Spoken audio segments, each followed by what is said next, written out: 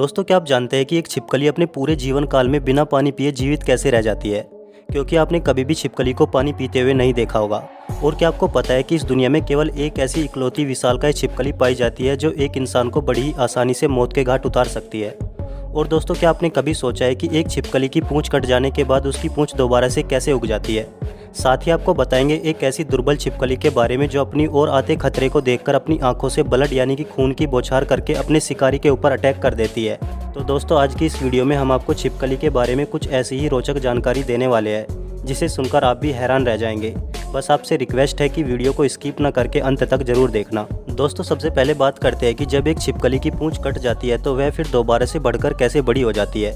आपने अक्सर कई बार अपने घरों की दीवारों पर कटी हुई पूंछ वाली छिपकली को तो जरूर देखा ही होगा, लेकिन उनकी यह पूंछ कुछ हफ्तों के बाद एकदम से पहले के जैसी बड़ी हो जाती है और हम इस चीज़ को देखते हुए भी बस नज़रअंदाज कर देते हैं और कभी भी यह जानने की कोशिश ही नहीं करते कि आखिर ऐसे कैसे हो सकता है। क्योंकि अगर किसी इंसान के शरीर का कोई भी अंग कट जाए तो वह कभी भी दोबारा से नहीं उग सकता, तो फिर छिपकली के साथ ऐसा कैसे हो सकता है? क्यों उसकी पूंछ दोबारा से पहले के जैसी स्वस्थ हो जाती है? दरअसल दोस्तों, छिपकली की पूंछ में पुनर्उद्भवन यानी कि रीजनरेशन की विशेष क्षमता पाई जाती है, जिसके कारण उसकी पूंछ कटने के बाद भी दोबारा से आ जाती है। जब छिपकली की पूंछ कटती है तो खून नहीं निकलता, बल्कि उस जगह पर खून का थक्का बन जाता है और वहां रीजनरेशन वाली कोशिकाएं जमा होकर अपना स्थान बना लेती है, जिस वजह से दोबारा उसी स्थान पर पूंछ आ जाती है। जानकारी के लिए बता दें कि इस प्रकार की रीजनरेशन की क्षमता कुछ विशेष जीवों जैसे कि ऑक्टोपस, हाइड्रा, प्लेनेरिया आदि कुछ जीवों में भी पाई जाती है।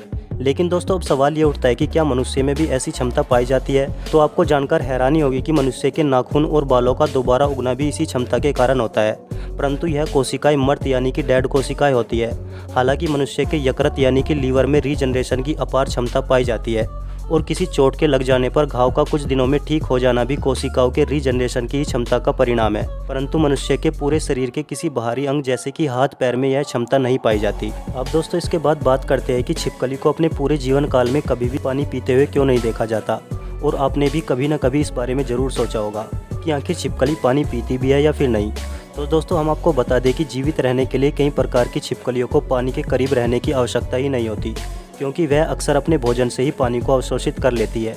यानी कि छिपकली जो भी भोजन खाती है उस भोजन के अंदर के लिक्विड फॉर्म को अपने भीतर पानी के रूप में स्टोर कर लेती है और ज़रूरत के समय आवश्यकता पड़ने पर अपने अंदर स्टोर इस पानी से ही अपने शरीर की पानी की पूर्ति कर लेती है।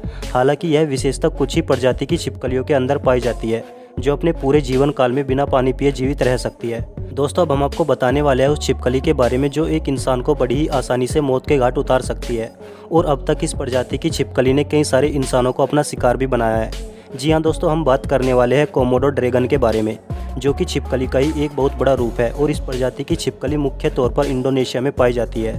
बता दें कि छिपकली की यह प्रजाति डायनासोर के परिवार से ताल्लुक़ रखती है, अर्थात यह डायनासोर के समय से ही पृथ्वी पर मौजूद है। और जब भी दुनिया की सबसे बड़ी छिपकली का नाम आता है तो कोमोडो ड्रैगन ही हमारी नज़रों के सामने सबसे पहले आती है, क्योंकि यह छिपकली विश्व की सबसे बड़ी छिपकली में से एक मानी जाती है जो कि इंसानों का शिकार तक कर सकती है।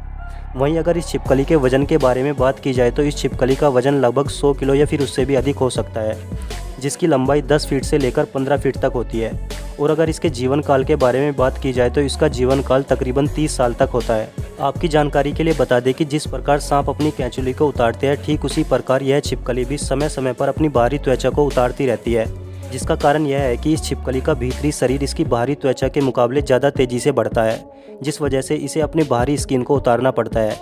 और अगर इस छिपकली के शिकार की बात की जाए तो यह हिरन, भैंस, बारहसिंगा और यहाँ तक कि इंसानों को भी अपना शिकार बना सकती है, जिसमें कई बार इंसान इस छिपकली के चंगुल में भी फंस चुके हैं। वैसे अब यह प्रजाति विलुप्ति की कगार पर पहुंच गई है, क्योंकि हाल ही में कुछ सालों में कोमोडो ड्रैगन के अवैध कारोबार ने इसका शिकार बड़ी तेज़ी से किया जा रहा है, जिसमें आने वाले कुछ सालों के बाद छिपकली की यह प्रजाति पूरी तरह से खत्म भी हो सकती है।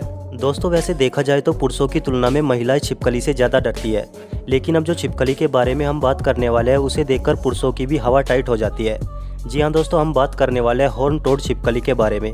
हालांकि देखने में यह छिपकली दूसरी आम छिपकलियों की तरह ही दिखाई देती है, तो फिर इसमें वह कौन सी खास बात है जिससे अच्छे अच्छों की पैंट गीली हो जाती है? अगर नहीं पता तो दोस्तों हम आपको बताते हैं। दरअसल दोस्तों, इस छिपकली की हैरान कर देने वाली बात यह है कि यह छिपकली अपनी आंखों से ब्लड यानी कि खून की बौछार करती है।